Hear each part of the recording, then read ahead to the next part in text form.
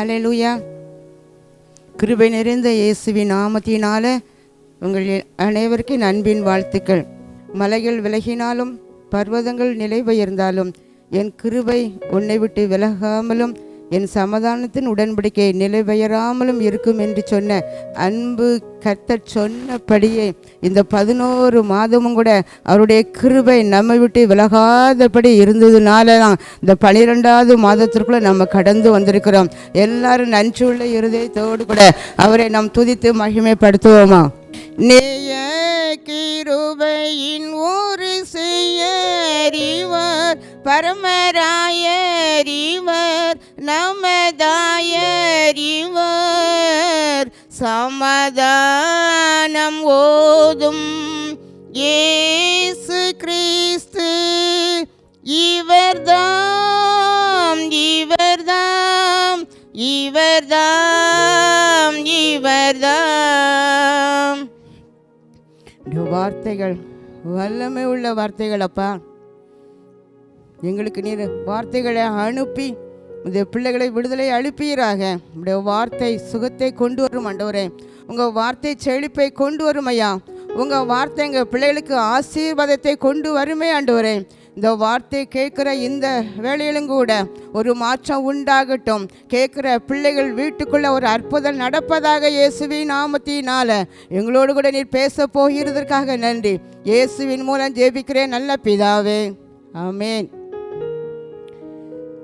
December மாதம் வந்தாலே சிறுவர் முதல் பெரியவர் வரைக்கும் ஒரு இனம் புரியாத ஒரு சந்தோஷம் உண்டாகும். ஏன் அப்படின்னா, இயேசு கிறிஸ்து பிறந்த நாளை கொண்டாடும் மாதமாக இருக்கிறபடினால எல்லாருக்கும் ஒரு சந்தோஷம்தான். இந்த நாளிலும் கூட இது ஒரு டிசம்பர் மாதமாக இருக்கிறபடினால கிறிஸ்மஸை மையமாக கொண்ட ஒரு செய்தியையும், மாதத்தின் முதல் வாரமாக இருக்கிறதுனால ஒரு வாக்குத்தத்த செய்தியும் கூட உங்களோடு பகிர்ந்து கொள்ள ஆவியானவர் உதவி செய்வாராக. கிறிஸ்து ஏன் பிறந்தார்? எதற்காக அவர் பிறக்க வேண்டும்? இயேசு கிறிஸ்து இந்த பூமியில் பிறந்ததற்கு பல காரணங்கள் உண்டு. ஆனாலும் சில காரணங்களை மட்டும் நான் உங்களோடு கூட நான் பகிர்ந்து கொள்ளப் போகிறேன். எடுத்து வாசிப்போமா? கொலோசியர் 2ஆம் அதிகாரம் 2ஆம் வசனத்தின் கடைசி பகுதி. நீங்கள் எல்லா ஐஸ்வர்யத்திற்கும் உரியவர்களாக வேண்டுமென்று நான் விரும்புகிறேன். ஆண்டவர் உங்களை பார்த்து சொல்கிறாரு, நீங்கள் எல்லா ஆசீர்வாதம், அதாவது எல்லா ஐஸ்வர்யத்தை நீங்கள் சுதந்திரிக்க வேண்டும். எல்லா ஆசீர்வாதத்திற்கும் நீங்கள் சொந்தக்காரராக இருக்க வேண்டும் என்று நான் விரும்புகிறேன் என்று கர்த்தர் சொல்கிறார். ஹல்லேலூயா. ஆண்டவர் ஏன் பிறந்தார் என்றால், நீங்கள் எல்லா ஆசீர்வாதமும் நான் பிறந்த உங்களுக்கு கொண்டு வருகிற எல்லா ஆசீர்வாதங்களையும் நீங்கள் என்ன செய்யணும்? சுதந்திரித்து கொள்ள வேண்டும். அதுதான் என்னுடைய விருப்பம், அதுதான் என்னுடைய ஆசை என்று உங்களை பார்த்து சொல்கிறார். இஸ்ரவேலை ஆசீர்வதிப்பதே எனக்கு பிரியம் என்று சொன்ன அன்பு தகப்பன் இந்த வேளையில் இந்த நிமிஷத்தில் இந்த வார்த்தை கவனித்து கொண்டிருக்கிற உங்களை பார்த்து தேவ வார்த்தை கடந்து வருகிறது. உங்களை ஆசீர்வதிப்பதே எனக்கு விருப்பம், எனக்கு ஆசை என்று சொல்கிறார். பாருங்க, இதில் ஐஸ்வர்யம் அப்படின்னு சொல்ல வார்த்தையை நம்ம காதில் கேட்ட உடனே உள்ளத்துக்குள்ளே என்ன ஞாபகம் வருகிறது அப்படின்னு சொன்னால், பெரிய வீடு, பெரிய காரு, சொகுசான ஒரு வாழ்க்கை, இப்படி நல்ல விலை உயர்ந்ததான பொருட்கள், பொண்ணு வெள்ளி அதிகமாக இருக்கணும் அப்படின்னு சொல்லி நம்ம நினச்சோம். அதுதான் நம்ம ஞாபகத்துக்கு வருகிறது. ஆனால் ஆவிக்குரிய ஒரு ஐஸ்வர்யம்தான் நமக்கு ஐஸ்வர்யத்தை கொண்டு வரும். பொருளாதார ஆசீர்வாதம் ஆவிக்குரிய ஒரு ஆசீர்வாதத்தை நமக்கு கொண்டு வராது.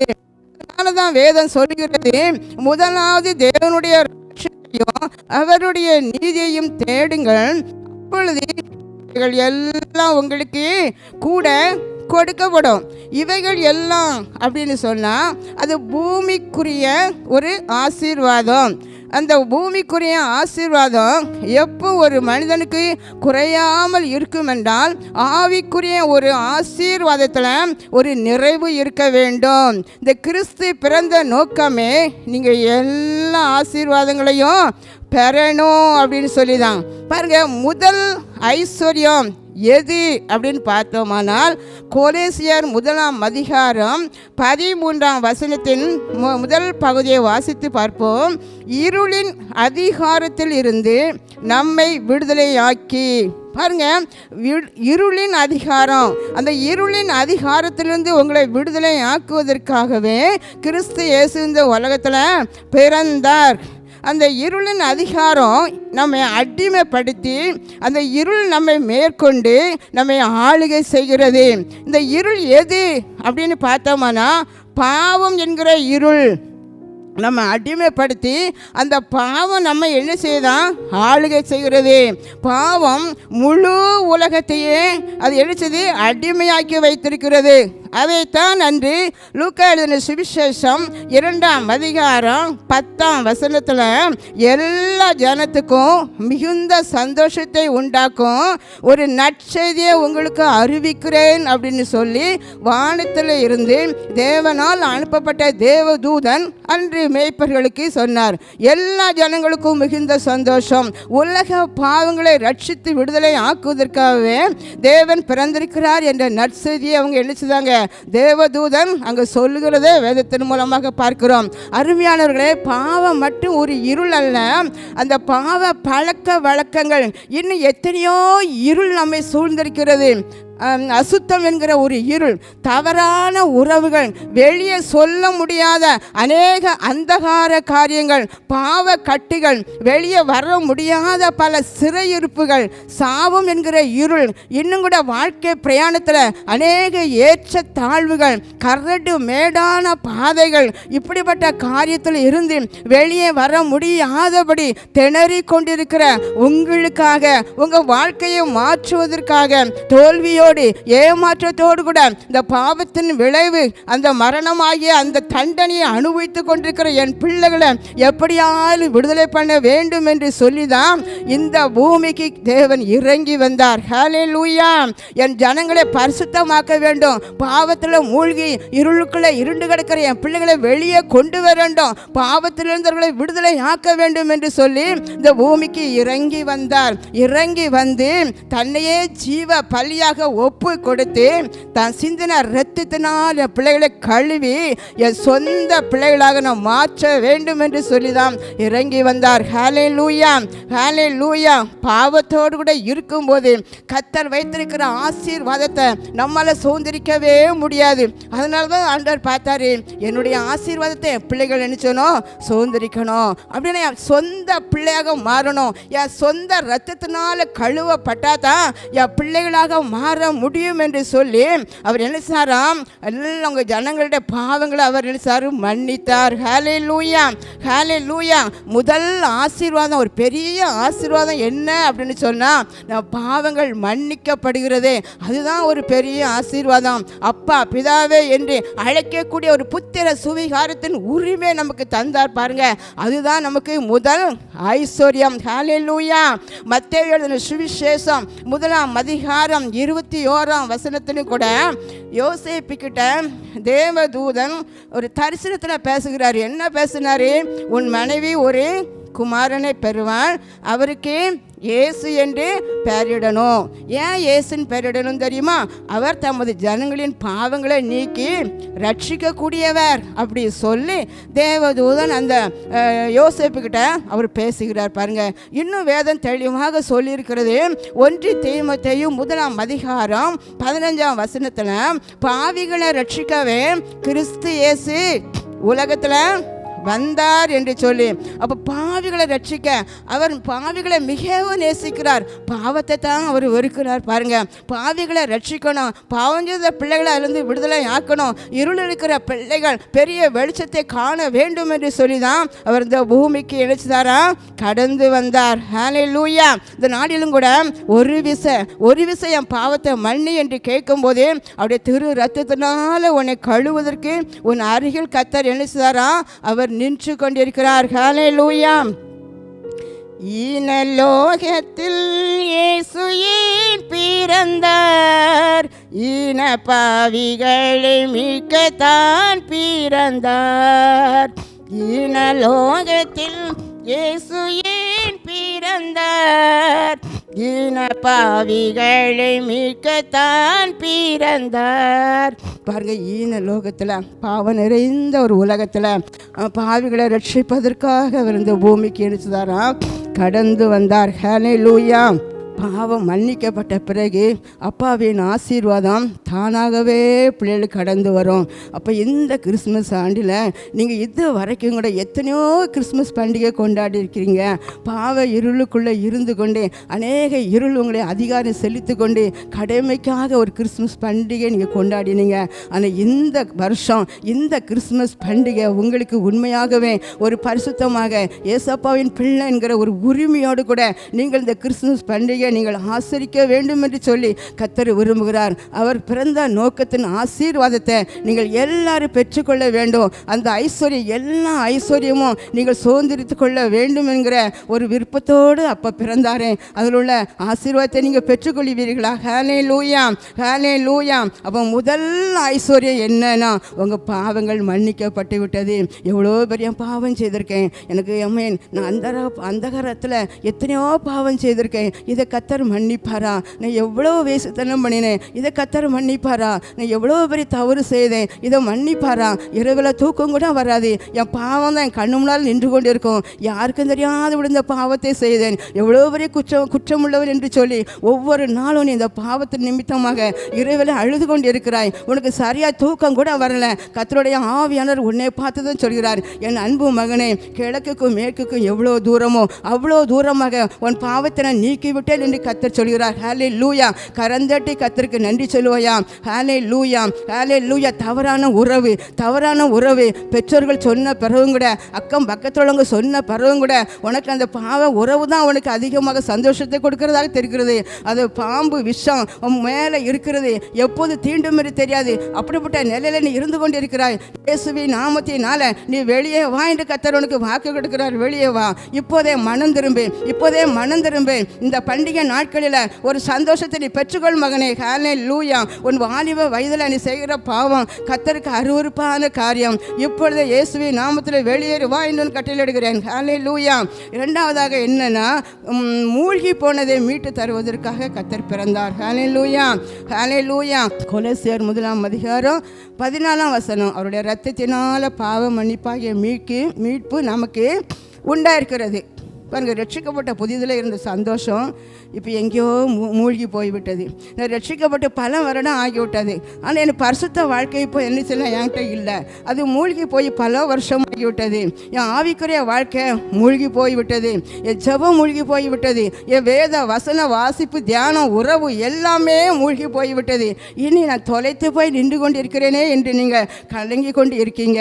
கர்த்தர் சொல்கிறார், இந்த கிறிஸ்துமஸ் கொண்டாடுகிற நாட்களில் நான் உனக்கு மறுபடியுமாக என் ஆவிக்குரிய ஆசீர்வாதத்தை, நான் முங்கி போன உன் ஆசீர்வாதத்தை திரும்ப நான் நினைச்சுவேன் உனக்கு தருவேன் என்று வாக்கு கொடுக்கிறார். ஹல்லேலூயா, ஹல்லேலூயா.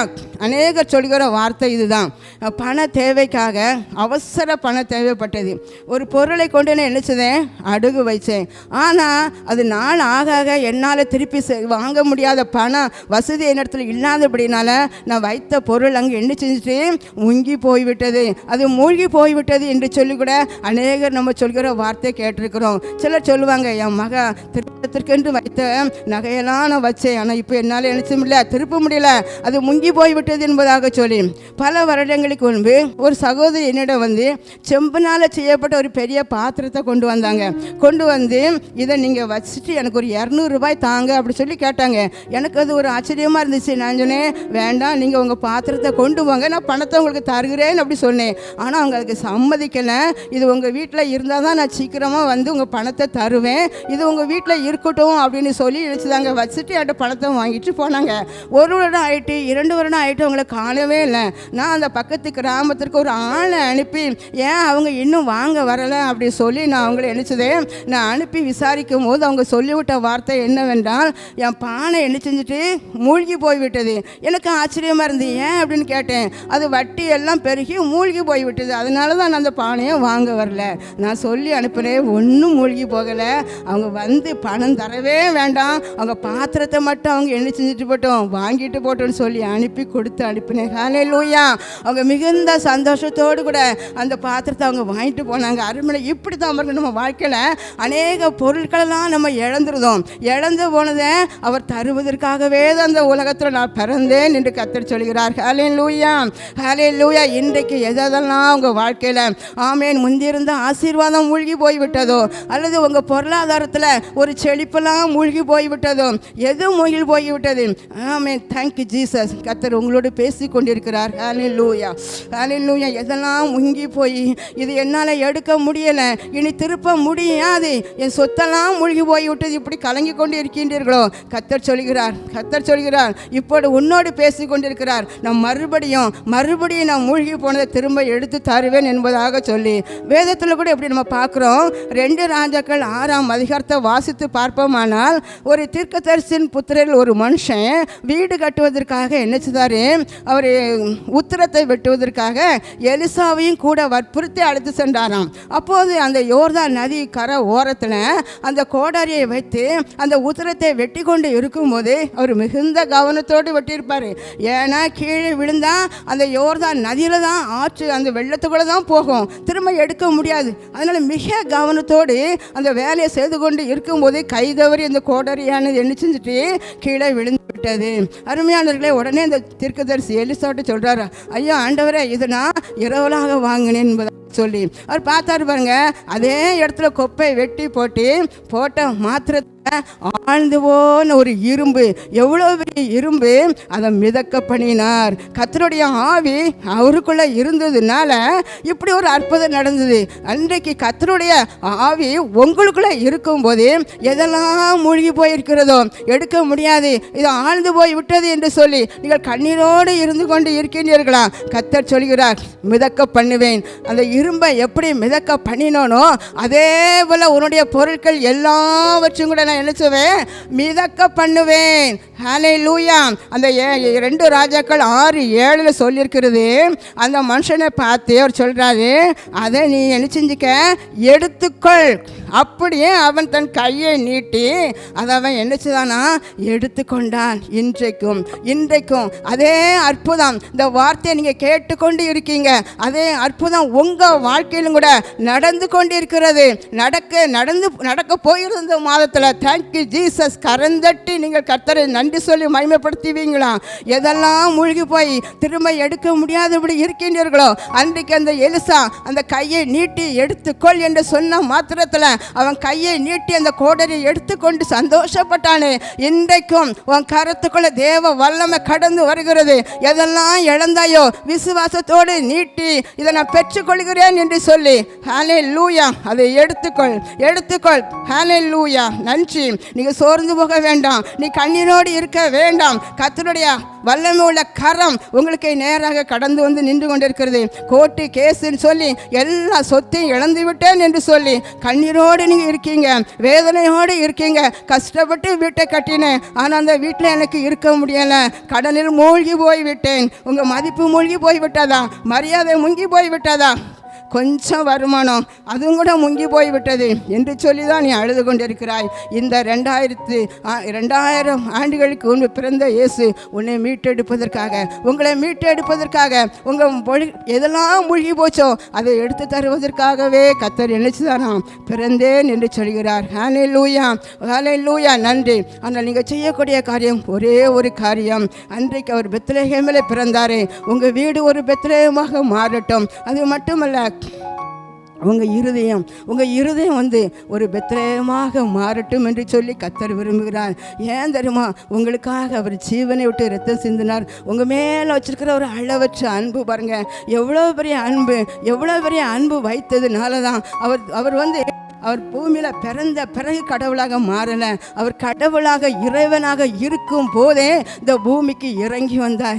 ஏன் தெரியுமா? நீங்கள் எல்லாம் ஐஸ்வர்யமும் பெற்று என் பிள்ளைகள் வாழ வேண்டும், என் பிள்ளைகள் இருளின் அதிகாரத்துக்குள்ளே இருக்கக்கூடாது, இருள் என் பிள்ளைகளை அடிமைப்படுத்தக்கூடாது, என் பிள்ளைகள் வெளிச்சத்துக்குள்ளே வாழ வேண்டும், என் பிள்ளைகள் செழிப்பாக வாழ வேண்டும் என்று சொல்லி விரும்பினால தான் கர்த்தர் இந்த பூமிக்கு இறங்கி வந்தார். ஹல்லேலூயா, ஹல்லேலூயா. இதெல்லாம் கூட இன்றைக்கி மூழ்கி போனதே மீட்டு எடுப்பதற்காகவே நான் இந்த உலகத்தில் பிறந்தேன் என்று சொல்லி உங்களை பார்த்து சொல்கிறார். நீங்கள் எந்தெந்த இடத்துல உங்கள் வீட்டுக்குள்ளே இருந்து கூட இந்த வார்த்தையை நீங்கள் கேட்டுக்கொண்டு இருக்கலாம். இந்த மகிமை டிவி மூலமாக இந்த வார்த்தை உங்களுக்கு காதில் தொனித்து கொண்டு இருக்கிறது அல்லவா? இந்த வார்த்தை இப்போதை கேட்கும் போதே உங்கள் வீட்டுக்குள்ளே அற்புதம் நடக்கிறது. இப்போதே ஒரு மாற்றம் நிகழ்ந்து கொண்டு இருக்கிறது. எந்த கட்டுகள் உங்கள் வீடை கட்டி வச்சிருக்கிறதோ இயேசுவின் நாமத்தில் வெளியேறி கொண்டிருக்கிறது. எந்த சிறையிருப்புக்குள்ளே இருந்து நீங்கள் வெளியே வர முடியாதபடி திணறி கொண்டிருக்கின்றீர்களோ கர்த்தருடைய ஆவியானவர் உங்களை பார்த்து சொல்கிறார், எந்த ஒரு சிறையிருப்பு உங்களை சேதப்படுத்த முடியாது, எந்த சிறையிருப்பு உங்களை கட்டி வைக்க முடியாது. இந்த மாதத்தில் ஒரு பெரிய விடுதலை நீ பெற்றுக்கொள். எல்லா ஐஸ்வர்யம் உன் சிரசில் இறங்கி கொண்டிருக்கிறது. கரந்தட்டி நன்றி சொல்வீங்களா? கரந்தட்டி நன்றி சொல்வீங்களா? ஏன் தெரியுமா? அவர் உங்கள் மேலே வைத்த ஒரு அன்பு, அவர் உங்கள் மேலே வைத்த அன்பு இந்த கிறிஸ்துமஸ் நாட்களிலும் கூட ஐயோ என்னோட மிக குறைவாக இருக்கிறது, என்னுடைய சூழ்நிலை, என் பிள்ளைகள் வியாதியோடு கூட இருக்கிறானே, என் குடும்பத்தில் வியாதி பிடித்த ஒருத்தர் இருக்கும்போது நான் எப்படி சந்தோஷமாக இருக்க முடியும் என்று சொல்லி அழுது கொண்டு இருக்கீங்க. கர்த்தருடைய வல்லமை அன்று 12 வருஷம் 18 வருஷம் 58 வருஷம் வியாதி உள்ளவர்களை அழைத்து சுகப்படுத்தினாரே, இப்போதே அந்த சுகமளிக்கும் வல்லமை உன் வீட்டுகளை கடந்து வருகிறது. படுக்கையில் இருக்கிற மகனை கர்த்தர் தொடுகிறார், படுக்கையில் இருக்கிற கணவனை கர்த்தர் தொடுகிறார். இப்போதே அற்புத சுகத்தை பெற்றுக்கொள். Thank you Jesus. எவ்வளோ பெரிய அன்பு, அவர் அன்பு எவ்வளோ பெரியது. இந்தளவாய் அன்பு வைத்த எம்பெருமானே, நாம் எண்ணமுடன் போய் துதிக்க ஏகிடுவோமே, நாம் எண்ணமுடன் போய் துதிக்க ஏகிடுவோமே. பெத்தலையில் பிறந்தவரை போற்றி துதி மனமே, இன்னும் பெத்தலையில் பிறந்தவரை போற்றி துதி மனமே. இருளில் இருக்கிற ஜனங்கள் பெரிய வெளிச்சத்தை கண்டார்கள். எல்லாரோட தலைகளை தாழ்த்தி கர்த்தர் உங்களோடு பேசினார் அல்லவா? நான் எதற்காக பிறந்தேன்? Thank you Jesus. உங்களை எல்லா ஆசீர்வாதங்கள்லாம் நிரப்ப முடியாத நீங்கள் எல்லா ஆசீர்வாதத்தை உலக ஆவிக்குரிய ஆசீர்வாதங்களையும் உலக ஆசீர்வாதங்களையும் நீங்கள் சுதந்திரித்து கொள்ள வேண்டும் என்று தானே உங்களுக்காக பிறந்தேன். நான் எதற்காக இரத்தத்தை சிந்தினேன்? உங்களை ஆசீர்வாதமாக வைப்பதற்கு தானே. Thank you Jesus. நன்றி அப்பா. நீ ஏன் அழுது கொண்டு இருக்கிறாய்? நீ எப்போதும் உன் வீட்டுக்குள்ளே அழுகையே உனக்கு உணவாயிற்று, அழுகையே என் கண்ணீர் எனக்கு உணவாயிற்று, என் தலையனை முழுவதுமாக நான் அழுது நினைக்கிறேன் என்று சொல்லி அன்பு சகோதரியே, அன்பு சகோதரனே, நீ அழுது கொண்டிருக்கிறாய். கர்த்தர் சொல்லுகிறார், உன்னை பார்த்து இன்றைக்கே நான் உன்னை விடுதலை ஆக்குகிறேன். நான் இந்த உலகத்தில் இந்த பூமியில் பிறந்த நோக்கம் உன்னை ஆசீர்வதிப்பதற்காகத்தானே, உன்னை விடுதலை பண்ணி நீ எல்லா ஐஸ்வர்யத்தையும் பெற்று வாழ வேண்டும் என்பதற்காகவே தானே. போதே என் ரத்தம் உன் சிரசில் விழுந்து கொண்டிருக்கிறது, என் ரத்தம் உன் வீட்டுக்குள்ள விழுந்து கொண்டிருக்கிறது, உன் பிள்ளைகள் மேல் ரத்தம் விழுந்து கொண்டிருக்கிறது, உன் பொருளாதார காரியத்தில் என் ரத்தம் விழுந்து கொண்டிருக்கிறது. அது உன்னை விடுதலை ஆக்கும் மகனே. Thank you Jesus. ஹல்லேலூயா. உனக்குள்ள ஒரு மாற்றம் உண்டாகும். இந்த மாதத்தில் எதெல்லாம் நீ இழந்து போனாயோ சொல்கிறார், மறுபடியும் நான் அதை எடுத்து திரும்ப தருவேன். அன்றைக்கு அந்த இரும்பு கோடாரியை மிதக்க பண்ணின கர்த்தர் இப்பொழுதே எதெல்லாம் உனக்கு முங்கி பல வருடம் ஆகிவிட்டதோ கர்த்தர் சொல்கிறார், இப்பொழுதே அதை எடுத்து உன் கையில் தருகிறேன். விசுவாசத்தோடு உன் கரத்தை நீட்டி பெற்றுக்கொள். Thank you Jesus. கர்த்தருடைய ஆவியானவர் இன்றைக்கு உன் கண்ணீரை துடைத்து உன் கையில் இழந்து போன எல்லாவற்றையும் திரும்ப எடுத்து தருவேன். நீ நன்றி சொல்ல போகிறாய். கர்த்தர் ஜெபத்தை கேட்டு உன் வாழ்க்கையில பெரிய அற்புதத்தை கண்டு நீ நன்றி சொல்ல போகிறாய் மகளே. Thank you Jesus. ஹல்லேலூயா. ஒரு பயம் உன்னை நெருக்கி கொண்டு இருக்கிறதோ கர்த்தர் சொல்கிற இருளின் ஆதிக்கத்தை உன்னிலிருந்து வெளியேற்றி விட்டேன். Thank you Jesus. உன் வீட்டுக்குள்ள நீ இருள் இல்லை, இயேசுவாகிய வெளிச்சம் உன் வீட்டுக்குள்ள கடந்து வந்திருக்கிறது. ஆமென். ஒளியா இருக்கிற கர்த்தர் பெரிய இருளில் இருக்கிற ஜனங்கள் பெரிய வெளிச்சத்தை கண்டது போல நீ பெரிய வெளிச்சத்தை காண்பாய். உனக்கு இனி இருள் இல்லை. ரீமான் சோரிக்கவா. பாவம் செய்யக்கூடாது என்று எண்ணினாலும் என்னை அறியாமல் பாவம் செய்து விடுகிறேன் என்று சொல்லி வருந்துகிறாயோ கர்த்தர் உனக்கேற்ற ஒரு வல்லமை தருவேன் என்று சொல்கிறார். என் ஆவியை ஆவியை உனக்குள்ள ஊற்றுவேன், அப்போது நீ பரிசுத்த இருதயமாவாய். இந்த ஆண்டில் சந்தோஷமாக சமாதானமாக விடுதலையோடு கூட என் அப்பாவின் பிறந்த நாள் என்று சொல்லி இந்த கிறிஸ்துமஸ் பண்டிகையை நீ குடும்பமாக ஆசரிக்க போகிறாய். Thank you Jesus. ஹல்லேலூயா. நன்றி நன்றி. வீட்டுக்குள்ள ரத்தம் தெளிக்கிறேன். ஒவ்வொரு அறையில் இருக்கிற இருள் இயேசுவின் நாமத்தில் வெளியேறுவதாக. வீட்டு சுற்றிலுமாக யோபுக்குரிய எல்லாவற்றையும் சுற்றி வேலி எடுத்து பாதுகாத்தது போல எங்கள் அன்பு பிள்ளைகளை சுற்றிலும் வேலி எடுத்து நீ பாதுகாத்திருக்கிறதுக்காக நன்றி ஏசப்பா. பெரிய வெளிச்சத்தை கண்டு நன்றி சொல்ல போகிறதுக்காக நன்றி. எல்லாரையும் கருத்தில் ஒப்பு கொடுக்கிறேன் ஆண்டவரே. இந்த கிறிஸ்துமஸ் பண்டிகையானது எங்கள் பிள்ளைகளுக்கு மிகுந்த சந்தோஷமாக உண்மையாகவே அர்த்தம் உணர்ந்து கொண்டாடுகிற ஒரு பண்டிகையாக எங்கள் பிள்ளைகளுக்கு விளங்க போயதுக்காக நன்றி அப்பா. Thank you Jesus. ஒப்பு கொடுக்கிறேன். ஆசீர்வதிங்க, வழி நடத்துங்க. மீட்பர் இயேசு கிறிஸ்துவின் நாமத்தில் ஜெபிக்கிறேன் நல்ல பிதாவே. ஆமேன். ஹல்லேலூயா. தேவ ஆசீர்வாதம் நிறைவாய் உண்டாக போகுது. ஆமேன்.